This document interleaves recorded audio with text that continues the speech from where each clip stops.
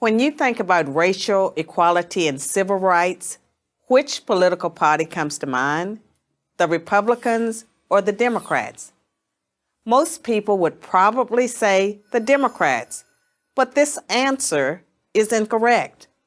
Since its founding in 1829, the Democratic Party has fought against every major civil rights initiative and has a long history of discrimination.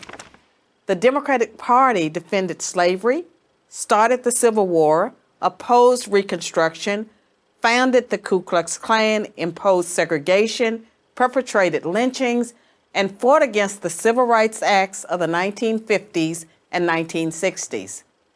In contrast, the Republican Party was founded in 1854 as an anti-slavery party. Its mission was to stop the spread of slavery into the new Western territories with the aim of abolishing it entirely. This effort, however, was dealt a major blow by the Supreme Court in the 1857 case Dred Scott versus Sandford. The court ruled that slaves aren't citizens, they're property. The 7 justices who voted in favor of slavery, all Democrats. The 2 justices who dissented, both Republicans.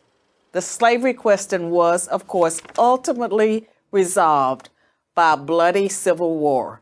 The commander-in-chief during that war was the first Republican president, Abraham Lincoln, the man who freed the slaves.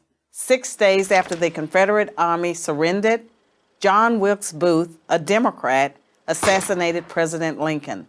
Lincoln's vice president, a Democrat named Andrew Johnson, assumed the presidency.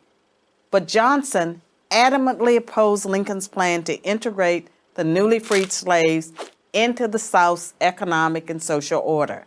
Johnson and the Democratic Party were unified in their opposition to the 13th Amendment, which abolished slavery, the 14th Amendment, which gave blacks citizenship, and the 15th Amendment, which gave blacks the vote.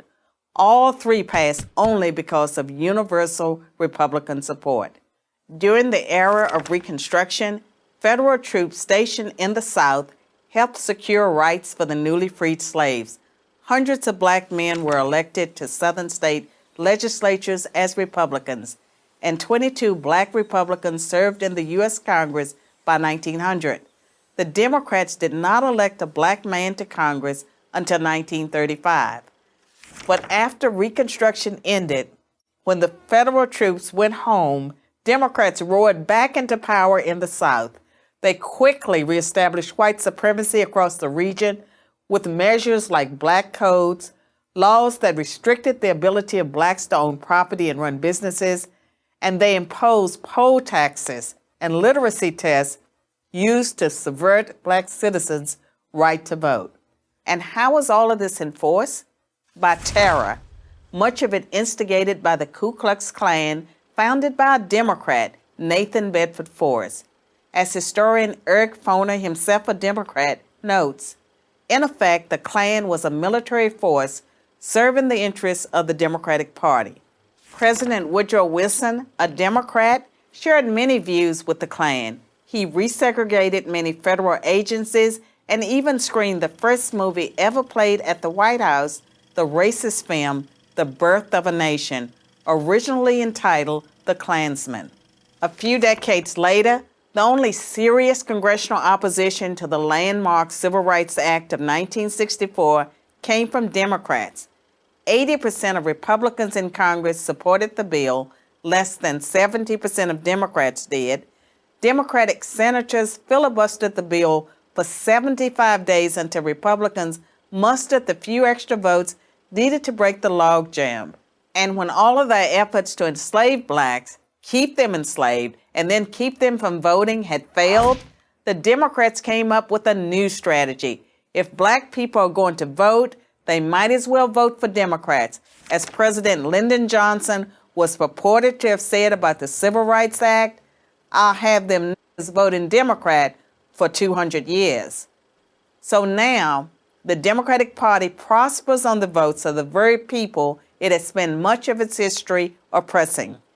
Democrats falsely claim that the Republican Party is the villain when in reality it's the failed policies of the Democratic Party that have kept blacks down. Massive government welfare has decimated the black family. Opposition to school choice has kept them trapped in failing schools. Politically correct policing has left black neighborhoods defenseless against violent crime. So when you think about racial equality and civil rights, which political party should come to mind? I'm Carol Swain, professor of political science and law at Vanderbilt University for Prager University. Thanks for watching. To keep our videos free, click here.